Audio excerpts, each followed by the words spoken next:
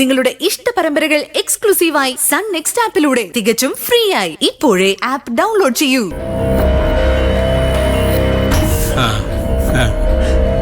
അച്ഛനും അമ്മയായിരിക്കല്ലേ? അതെ. നകുലൻ ഒറ്റ മോനാണ്? അതെ. അന്ന് സ്റ്റേഷനിൽ വെച്ച് കണ്ടപ്പോ തന്നെ എനിക്ക് മനസ്സിലായി നകുലൻ ഡീസന്റ് ആണ്, ഫാമിലിയും ഡീസന്റ്. അതുകൊണ്ടാ നിങ്ങളെ കാണാനായിട്ട് ഞാൻ നേരിട്ട് വന്നത്. നിങ്ങൾക്കൊരു അബദ്ധം പറ്റരുതല്ലോ. സ്റ്റേഷനിൽ വെച്ച് തന്നെ ഞാൻ നകുലിനെ വാൺ ചെയ്യാൻ ശ്രമിച്ചതാ, പക്ഷേ കൂടെയുള്ളവരത് സമ്മതിച്ചില്ല. കാര്യം എന്താ സാറേ? നിങ്ങളെപ്പോലെ നല്ലൊരു കുടുംബത്തേക്ക് കയറി വരാൻ പറ്റിയ പെൺകുട്ടി അല്ല മഞ്ജു.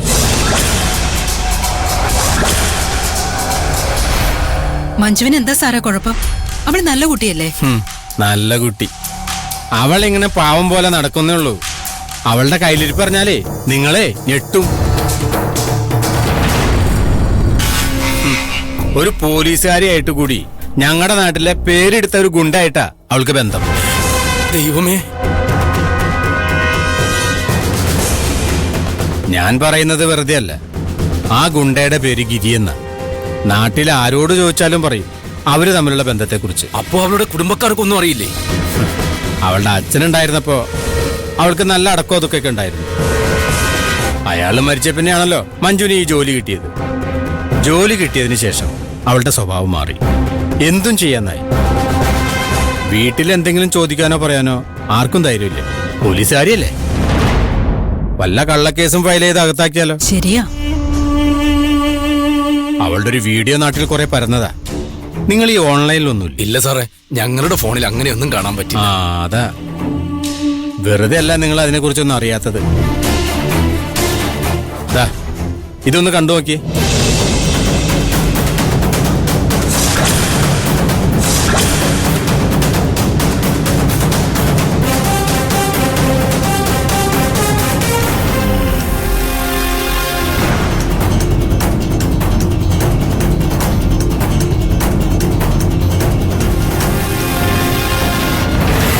നകുലനും കൂടി ഇതൊന്ന് കണ്ടു നോക്കി.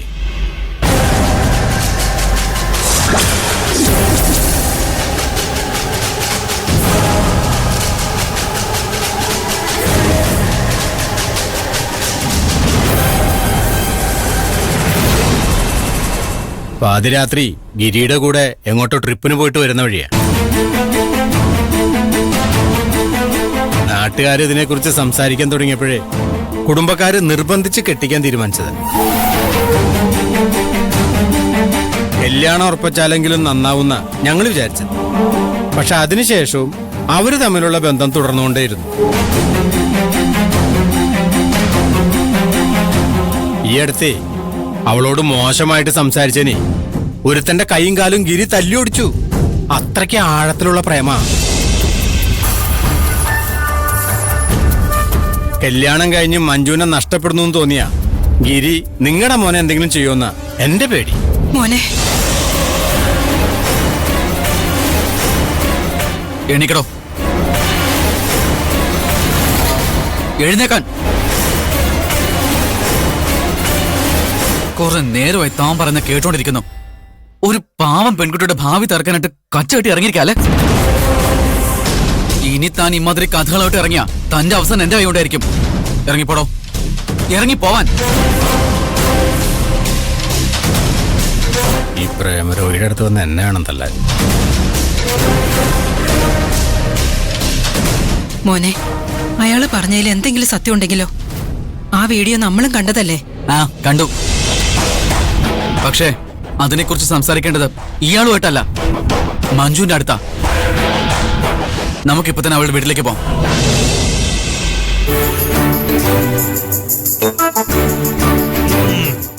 മഞ്ജു ഉണ്ടാക്കിയ അച്ചിങ്ങത്തോരൻ നല്ല രുചിയുണ്ട്. Thank you sir. നീ ഇപ്പൊ കുറെ സ്പെഷ്യലുകൾ ഉണ്ടാക്കാൻ പഠിച്ചിട്ടുണ്ടല്ലോ. പഠിക്കാതെ പറ്റോ? കല്യാണത്തിന് ശേഷം ഇതൊക്കെ വെച്ചിട്ട് വേണം നകുലനെ ഇംപ്രസ് ചെയ്യാൻ.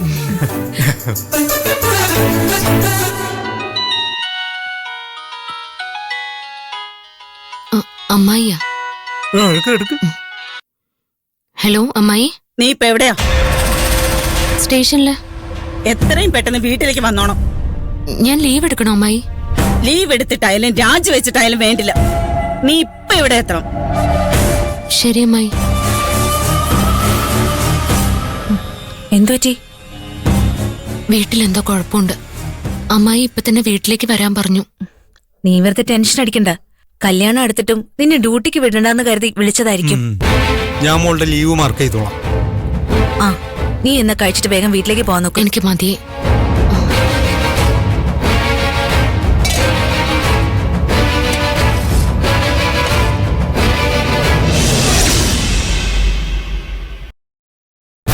എല്ലാം ശരിയാകും. അതുകൊണ്ട് നിങ്ങൾ ദയവ് ചെയ്ത് ബഹളം വെക്കരുത്. നമുക്ക് എല്ലാ തെറ്റിദ്ധാരണകളും സംസാരിച്ച് തീർക്കാം. ഇതിലിപ്പോ സംസാരിക്കാൻ എന്താ ഉള്ളത്?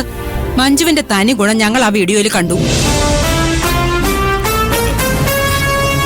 ചേച്ചിയുടെ ഭാഗത്ത് ഒരു തെറ്റുമില്ല ആന്റി. പാതിരാത്രിക്ക് ആണുങ്ങളുടെ പുറകെ ബൈക്കിൽ കറങ്ങുന്നത് തെറ്റല്ലെന്ന് നിങ്ങൾക്ക് തോന്നും. പക്ഷേ ഞങ്ങൾ തറവാട്ടി പറഞ്ഞവരാ.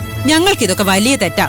അങ്ങനെ പറഞ്ഞാൽ എങ്ങനെ? മഹിമേ, നിന്നോടൊരു 100 വട്ടം പറഞ്ഞിട്ടുണ്ട്, മൂത്തവര് സംസാരിക്കുമ്പോ അവിടെ വന്ന അഭിപ്രായം പറയാൻ നിൽക്കരുതെന്ന്. കേറിപ്പൊടിയാ. അവള് പറയുന്നൊന്നും നിങ്ങൾ കാര്യമായിട്ട് എടുക്കരുത്. വായി തോന്നൊക്കെ പറയുന്ന പ്രകൃത. ചേച്ചി എങ്ങനെയാണെങ്കിൽ അനിയത്തി ഇങ്ങനെ ആകുന്നതിൽ ഒരു അത്ഭുതവും ഇല്ല. ഏത് നേരത്താണാവോ ഈ കുടുംബത്തിൽ നിന്നൊരു ബന്ധം ആലോചിക്കാൻ തോന്നിയത്?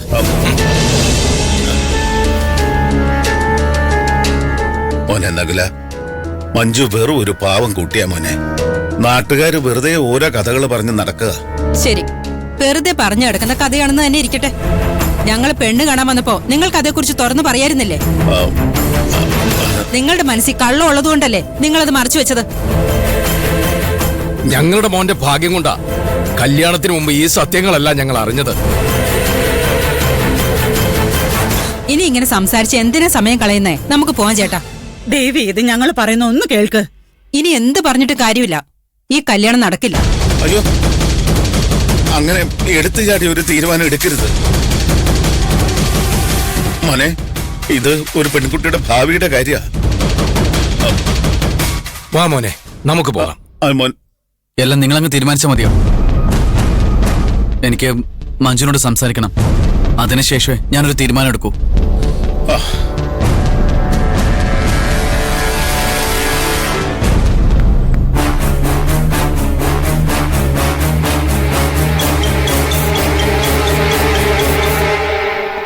ദേ, മഞ്ജു എത്തി.